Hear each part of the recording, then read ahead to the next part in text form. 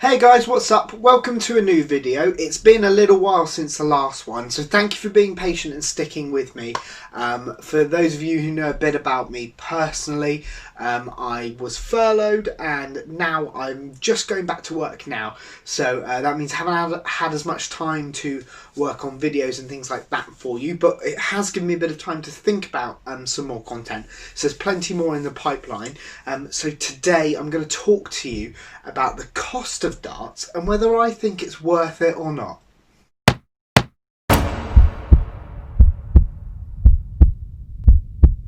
So there's a lot of chat around online at the moment about the cost of darts. So if you missed it, earlier this week, Target released its new range of darts.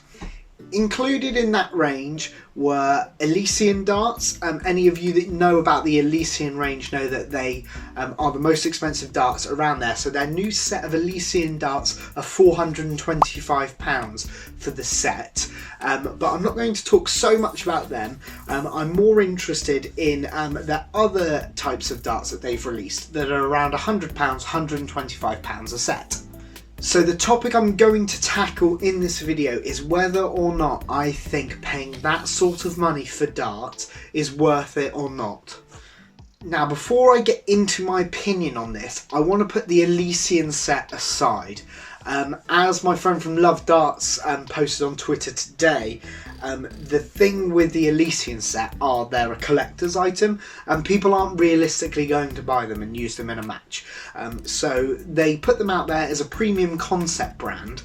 If you want to buy them, good luck to you. If I'm playing a match of Super League and I see someone with a set of Elysians, I'm going to ask them, can I have a throw with them? I want to see what they're like. But in reality, no one's really going to use them. But I want to look at the darts that Target are aiming towards the typical market, you and me, the typical dart player.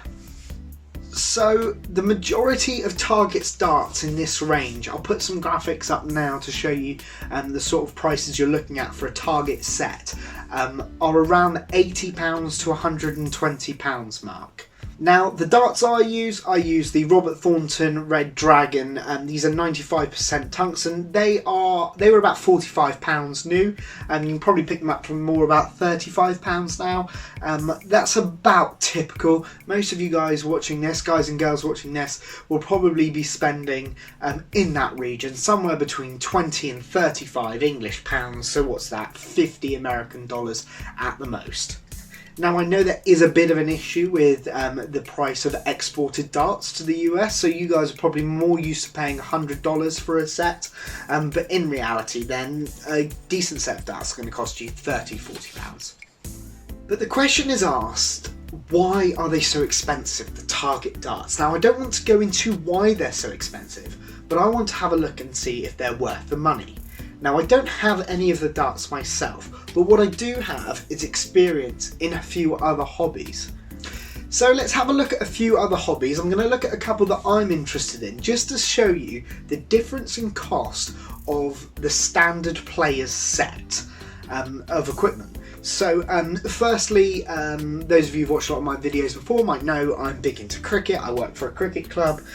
So for cricket, if I'm going to just take away all the other bits and pieces, so I'm not going to include match fees, I'm not going to include registration fees, I'm not going to include your travel, your whites, your pads, all of that adds up. I'm going to go to the main piece of kit, which is the bat. So this is my current bat. It's Select Zenith, but it's not really. Those are just stickers that are put on it. It's an M&H, and brand new, this is about £350. And typically you swap bats every 2 to 3 years. If a bat breaks, that set is pretty much done. Some manufacturers will repair them for you, but you can be looking for your typical club player to be paying anywhere between £150 to £300 for a cricket bat. That will normally last you 2 to 3 summers. Now, if we look at the most premium bat brand out there, which is probably Gray-Nicolls, it's among them, but it's certainly one of the top in the industry, you can be looking at paying £700 for a cricket bat. So if you think you're using that over 2 summers, you might get 40 games of cricket out of it if you're lucky. That doesn't seem that cost effective when you look at paying £100 for a set of darts. And in the same breath, let's have a look at one of my other hobbies, which is golf. Again, I'm not going to include green fees, I'm not going to include a membership, which can be into the thousands if you want to have a membership. I'm not going to include the clothes you need, the shoes you need, tees, balls, things like that. I'm going to just go for the clubs. So I'm a very middle of the road golfer. I recently got a new second-hand set. Amongst that set was a driver. So this driver new is about £300. It's actually valued about 150 for second-hand. So I actually got a really good deal on it, but that's what that's worth roughly, £150. So that alone is worth just about the top end of any Target set of darts.